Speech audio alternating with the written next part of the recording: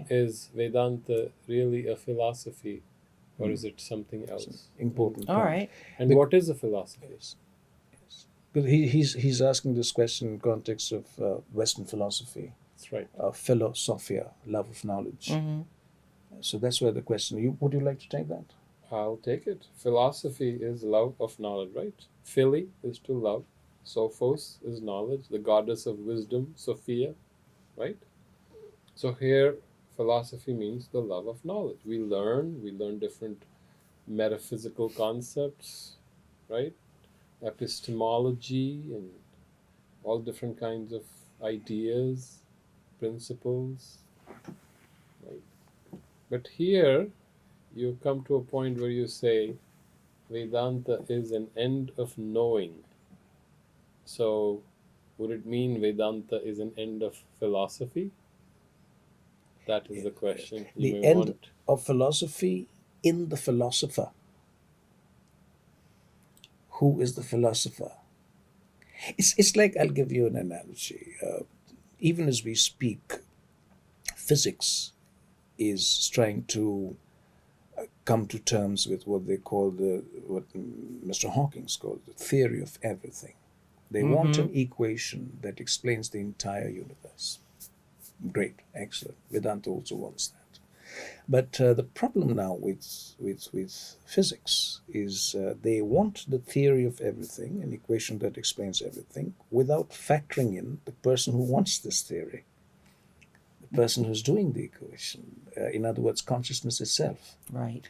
So we have it all the variables are there, but we have not factored in consciousness. So how are we going to get a theory of everything? Now, Well, Vedanta, it'll be the theory of most things. so that's what Vedanta says.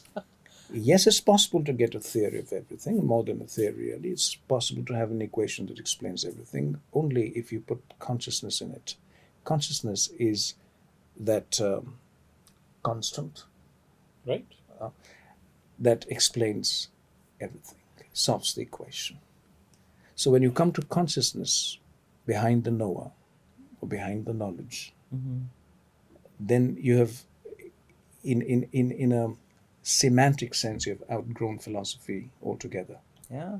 Yes, and you've come to another mode of knowing and inquiring into the truth, which is, I would say, closer to science than to philosophy. Because Yes. philosophy is speculation, abstract reasoning at best.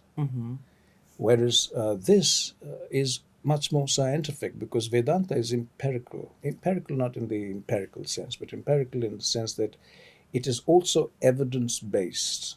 It's not speculative. Then there's something I know.